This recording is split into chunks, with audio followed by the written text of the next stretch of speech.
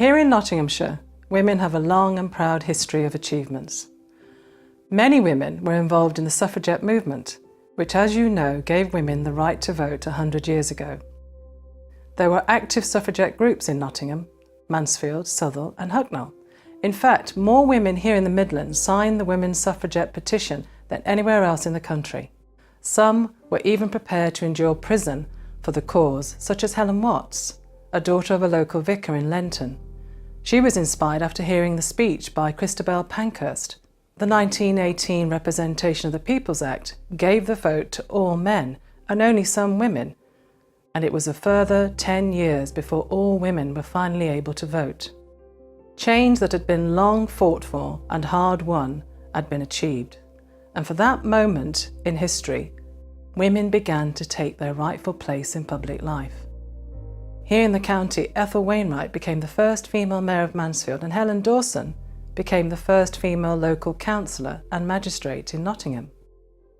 Today, the fight for equality continues, with women demanding the same rights of pay as men and challenging sexual harassment in the workplace. This film celebrates those calls for equality and introduces you to some of the women here in the city and county who are making a difference and who continue to forge a path for future generations.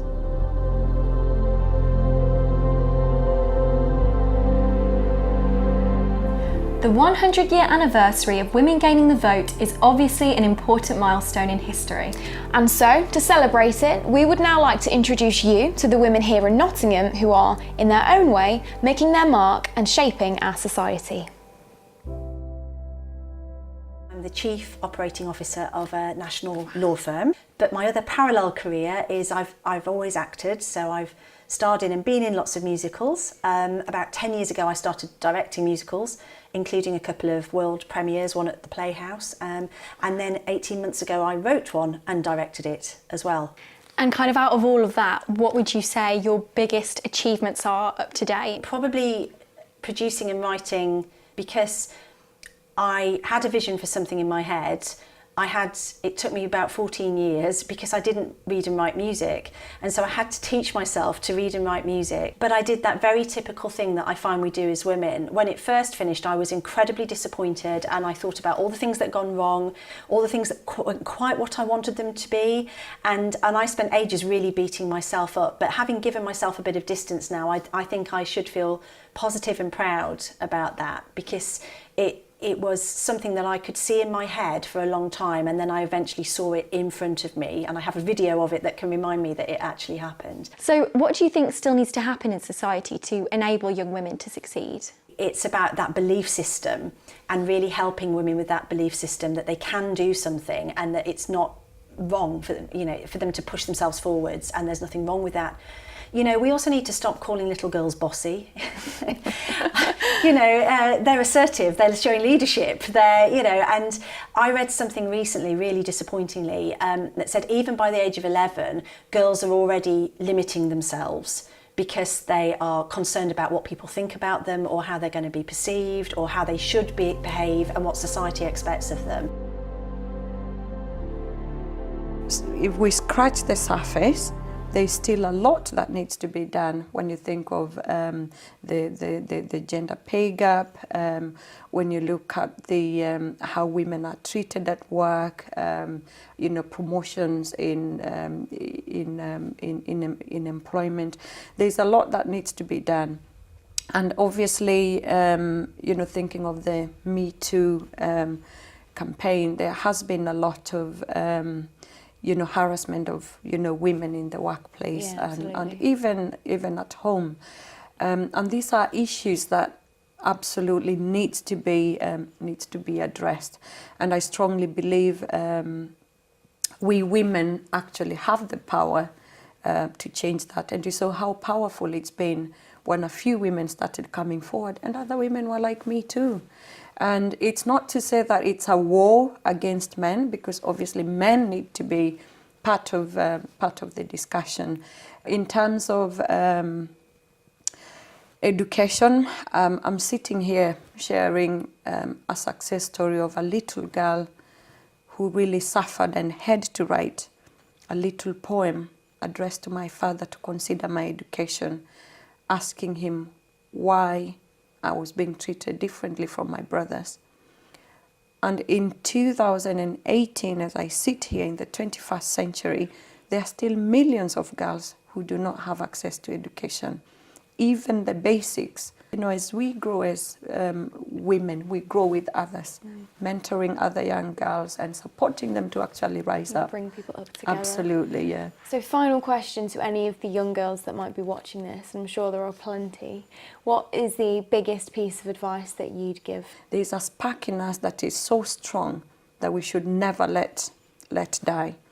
And my advice is if they are struggling with something specific, they should ask for help. And they might not get the help immediately, but there might be someone who might be willing to help. And the other thing is they should follow their dreams. If they know something they're really passionate about, they should actually follow it no matter what. And I must also say, obstacles or challenges will always be there. It's part of life. There will be good times, there will be difficult times, but we can grow the resilience to actually overcome by remaining positive and also, you know, not worrying about making mistakes, because we can make mistakes, you know, we learn from them and we move forward. I was always self-employed. I only ever worked for someone for 3 years of my whole life, because you couldn't punch through the glass ceiling, you had to go round it. And so I went from managing David Lieber's Health Club, which was the first health club in Nottingham on King Street, to say work, that was after Players. And then I had my son, which I always forget at times like this, which is terrible of me.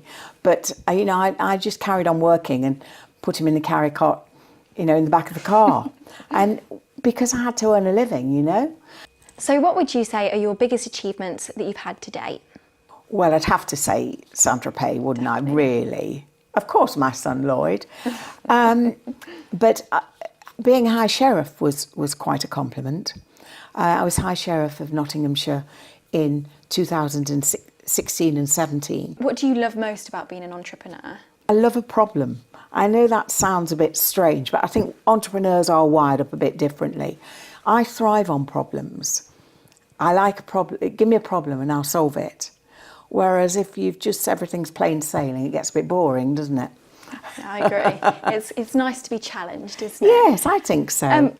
And what advice do you have for young women starting their careers, particularly in business? Whatever you do, have fun. Do it because you think you've got the best product and the best service. Because you have to love it. Life's not a rehearsal. Just work hard and enjoy. So Alex Peace-Gadsby, it's lovely to see you. So tell me about yourself and what you do in your career. I've got quite a varied career really. I'm a businesswoman, I own and run multiple businesses. I don't stick to one specific sector in what I do, so I do some little bits of tech work. Most recently, I owned and ran a company called Musto, which is clothing, so fashion industry, which I just sold to Helly Hansen. And my pattern is what I like to do. I like to find companies that are in difficulty, that need a little bit of TLC just to bring teams back together, strengthen teams up, and then I bring those companies on and then I sell them again and move on to the next one. So that sounds like a lot of work. How do you juggle everything and still stay grounded, and as a strong businesswoman, how do you manage everything? I'm very lucky. I live in a very modern household. So my husband is full-time dad. So he does all the school runs, he looks after the home. He's incredibly busy doing that, but that enables me to do that. I suppose we call it the role reversal, which is a shame that it would be viewed like that. And it's not just, each to their own. But I think we'll get there, but it shows that we're moving in the right direction. So speaking of growth, what would you say is your biggest achievement to date? It depends. In terms of, if you were thinking in a pure business context and you were thinking of size, it would have to be the sale of Musto to Helly Hansen, Yeah. and the sheer success of that. But for me, some of the biggest achievements are the little ones. So say, for example, I had an ectopic pregnancy, about 15 years ago now. It nearly cost me my life. And at that time, people had never really heard of ectopic pregnancy at all, and I didn't even know until I'd collapsed. I was turned away from accident and emergency on 3 separate occasions, and it was emotionally wrenching, and I sort of put my stake in the ground, and I decided this can do one of 2 things to me. It can either consume me, and I can completely understand how it would overwhelm women and their families, and that's fine, or I could take the attitude that this isn't going to happen to women in the future in the same way. And I, as a team with lots of other women, I lead, I'm the chair of the Ectopic Pregnancy Trust. We made sure that the government put in place a clinical guideline that taught hospitals how to treat women who were going through pregnancy loss in the early stages. So that would be a different type of huge achievement that I would think of as well. I've had a long career mostly in academia, but I started my career as a publisher. I worked as an editor for a publishing company. Then I moved around a number of universities, gradually taking on more and more leadership roles. The challenges come from all over the place. I meet people from all walks of life, and I just find it really exciting not to know what the next day is going to necessarily bring. And was that journey difficult for you to get to where you are today? Well, I think any person in a very senior role is going to have had difficulties along the way in the journey, but I've always been very determined, and the main thing is I haven't let failures or setbacks stop me from continuing to feel determined. So it hasn't been easy, but I can't say that it's been exceptionally more difficult than I would have thought it would have been. And so what would you say your biggest achievements are up to this point? I think the biggest achievement for me is really getting my current job as President and Vice Chancellor at Nottingham University. There's no higher job in academic life, from my point of view, than this, and it's something I've aspired to for a very long time. And if I was asked for the biggest challenge in my life, I would say it's raising a child at a period when I was going through when I was most ambitious for my work. And what advice do you have for young women starting their careers? Well, I think don't let failure set you back and make you lose confidence.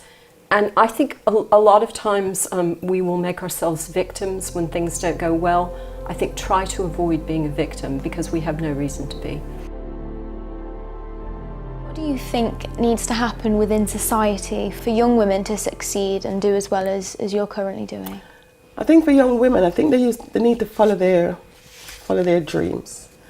I know it's, for me at the moment, I get very frustrated when I see young girls trying to emulate what they see on television, trying to be like the stars, what they see on television. There's nothing wrong with that, but what they don't realise that some of those young women, it hasn't been easy. This is the end result.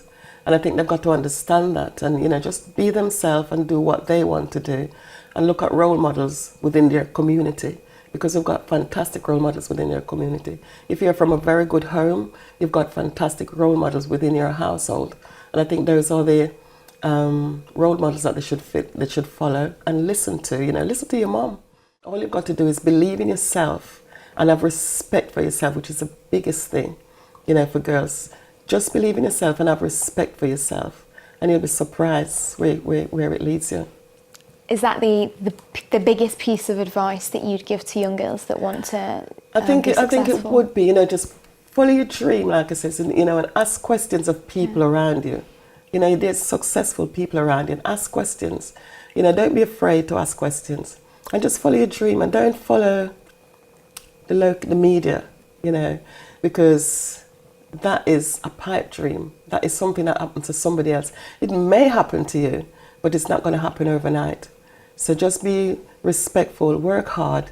It'll take a long time, but you'll get there.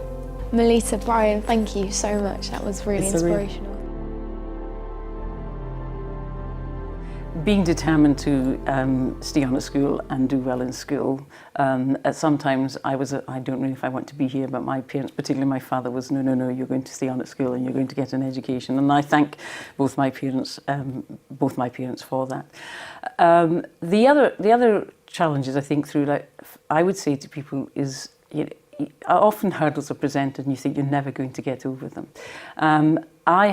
I believe, been successful in life because I've worked in the role that I've had at that moment in time. So I've focused always on doing a fantastic job in what I've been doing. I'm quite bold. I'm prepared to make my own decisions. I'm prepared to stand up for what I think is right. I'm prepared to accept change and to be part of change. But I've always been focused on do the best I can in the moment, and your career will come. When I first started working in Boots, it would have been hard to find a female manager. Today, 50% of our managers are female, if not more than 50% of them. And so the opportunities are there. So the one thing that women shouldn't do is create their own barriers or their own hurdles. Shouldn't overthink things, because sometimes we have a tendency to overthink things. So don't overthink things. Be present, as I said earlier, and also, but be confident in what you do. And there is often a tendency for women to be more hesitant about putting themselves forward, or more hesitant about saying they're good at something and knowing that they're good at something. That doesn't happen with all genders. And so I would say to women, know yourself well, and grow. Think about how you grow your confidence. And there's a difference between confidence and arrogance. So make sure that your confidence is about how I feel about me, the impact I'm having on others, and have that level of self-awareness. I don't think there's been really genuinely a better time, but it's all about being in control of themselves.